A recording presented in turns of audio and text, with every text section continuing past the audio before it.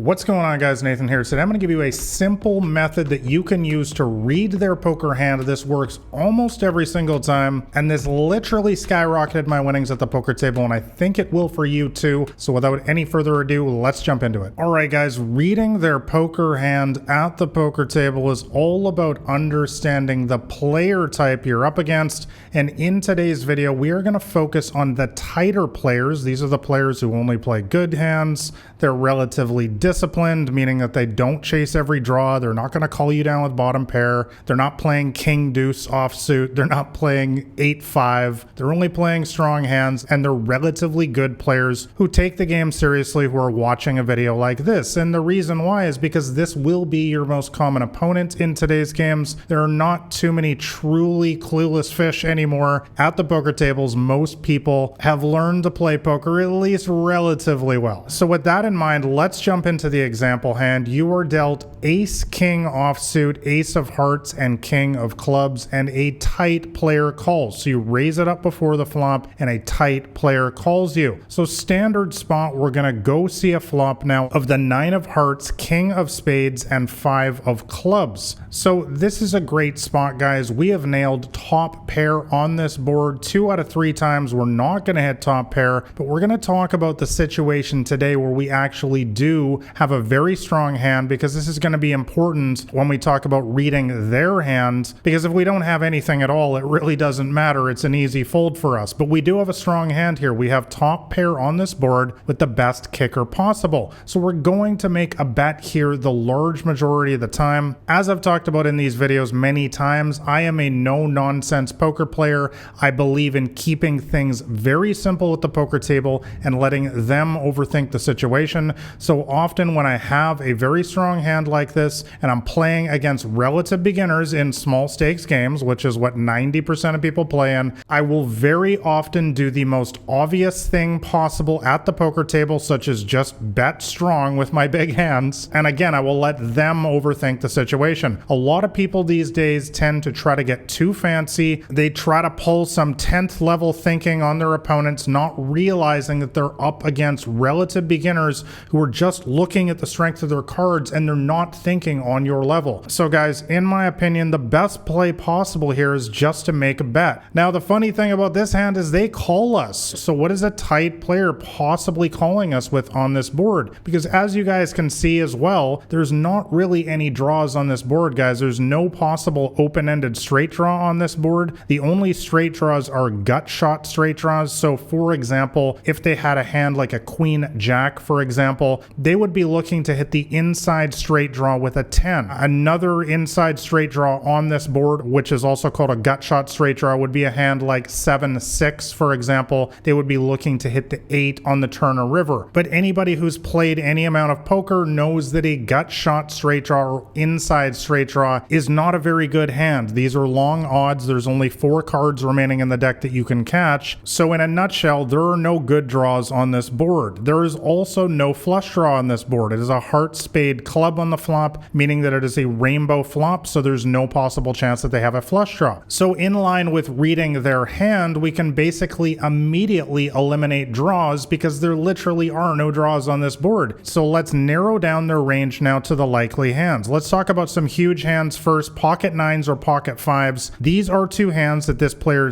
definitely could have called us with pre-flop, and both of those hands have hit a set on this board, which is also 3 of a kind, and this is an extremely strong hand. Absolutely crushes us in this spot. Both of those hands are well over 90% to win versus our ace king. But remember, guys, that's just a very, very small percentage of their range. I'm going to discount pocket kings completely because I think that this player would have re-raised us before the flop if they had a hand like pocket kings. And I hope you guys can see where we're going here. This is how professional poker players narrow down their range of hands. And I'm going to show you step by step how to do that throughout this entire video. And by the end of this video, we're going to literally be able to put them on 1 or 2 hands that they possibly have. Let's continue on here. What does this player call us with on the flop? Well, I would say that king, queen, and king, jack are very, very good possibilities. Guys, always remember that 2 cards that are unpaired, like a king, queen, or a king, jack, there are many, many more combinations of those hands than there are of pocket pairs, like a pocket 9s or a pocket 5s. So the simple math dictates that there's a much better chance that they have top pair on this board with a hand like king queen. Moving on here, guys, remember this is a tight player, so we're going to assume they don't have trashy hands like a king deuce or a king three in their range. They would have folded those before the flop. So I would also put this player in a bunch of other hands like an ace queen. I think that hand will call us here on the flop simply because it's a very strong hand and they're not quite willing to give up yet. And same thing goes for pocket queens, pocket jacks, and pocket tens. I expect a tight player to also call us with those hands on the flop here, simply due to the strength of their hand and them not being willing to fold those hands quite yet. So with all of that in mind, let's go see the turn now. All right, guys, so the turn is all about firing the second bullet. Now the turn comes down here with the three of diamonds, which is a totally harmless card. This is really a great card for our hand. It changes absolutely nothing on the board. We do not think that a tight player is ever really going to have a three in their hand ever here. So this is a very common bet fold situation for me. And let me break that down for you. A bet fold in poker is a situation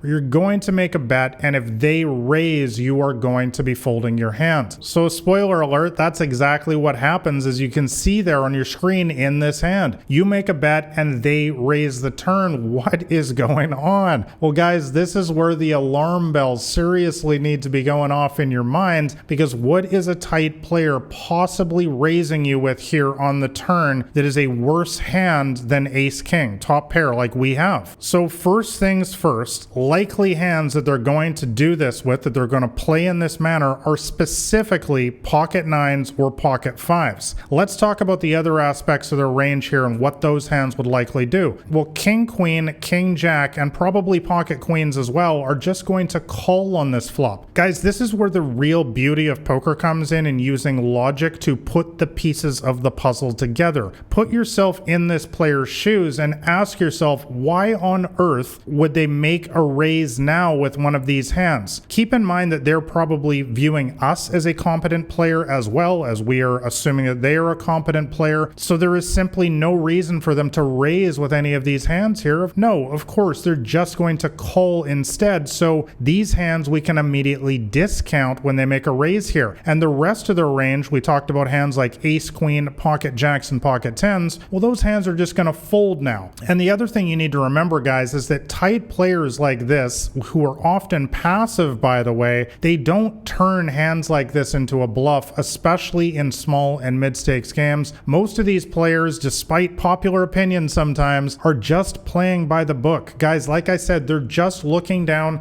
at the strength of their own hand. They're asking themselves, did it hit the board or not? And they're playing their hand accordingly. They're not going to run some wild, crazy bluff on you with one of these hands out of the blue for no reason. And that is why we can squarely put them on one of these monster hands at this point. They've also raised on the three of diamonds, which is a completely harmless card, which could not have completed any possible draws or helped them at all. So their hand absolutely screams of a monster like pocket nines or pocket fives at this point. And it should be noted that we are drawing 100% dead versus both of those hands, meaning that we have no card left on the river that we can catch to win. So guys, this is where the discipline of a professional poker player comes into play, is being able to lay down your hand in this spot where we have clearly narrowed down their range to these two ultra strong hands that we know that this specific player type is going to have. And now let me talk about the idea of needing to see it, because that's what a lot of my students complain about. They say, Nathan, I just needed to see it. I had to call them down and they showed me the pocket nines or the pocket fives, even though I knew they had that hand. And guys, what you need to understand is this is what amateurs do. This is how they think about the games. They convince themselves that it's okay to make a bad call. And what you guys need to understand is that it is never okay to make a bad call in poker, guys, because the only person that you're hurting is yourself. When it is plain as day that a tight player is literally never bluffing here, this is the spot where you get to prove to yourself how strong of a poker player you are and being able to make the disciplined fold here in the moment. This is something that 95% of poker players cannot do these days, and that is why they get amateur level results, usually losing results in poker. You, as a sophisticated, savvy poker player watching a video like this who's looking to improve your game, you know that you're better than that. And that is why, as I always say, execution must follow from knowledge, guys. It is not enough to say to yourself in a spot like this, oh I know that they have pocket nines or pocket fives, and then go ahead and make the exact wrong play that you already know is going to simply cost you money. So let's move on to finally here, guys, and talk about what to do if you're card dead, or what to do if they're just raising you all the time. You never can seem to hit a hand. Anytime you hit a hand, they've got something better. So let me answer those two questions to close up here, because I get asked them a lot. So if you're card dead and you simply can't hit any hands at all, say you've got ace king like this, but you just never hit the flop, you never hit anything at all, which a lot of people refer to as being card dead in poker. Should you keep playing? Well, yes, I would say that you should, guys, as long as you are in a stable mental state, meaning your emotions are under control, you're not allowing it to get to you, you're not allowing it to put you on tilt. You should just keep playing poker if you're in a good poker game full of weaker players, because being card dead, guys, is something that happens to everyone. Guys, as I always say in these videos, everybody gets dealt the same amount of good hands, bad hands, and mediocre hands in poker over the long run. If you play 100,000 hands, a million hands, it all works out in the end. And so the only difference, guys, is how you're going to play your bad hands, how you're going to play when you're card dead, because every other person at that table is going to go through that stretch as well. And the only difference is how you are going to choose to react in that moment. If you feel that you're playing confidently and you're able to keep making the right decisions, laying your hand down again and again, then stay in that game, because eventually your luck's going to turn and you're going to pick up some hands. And now let's talk about what to do if they're hitting every single hand against you. What if this hand that we just talked about happens 10 times in a row? They are constantly raising you again and again. Well, guys, I'm not going to lie. This is one of the most difficult aspects of poker, is having the discipline to be able to lay it down again and again. Eventually you start to get frustrated.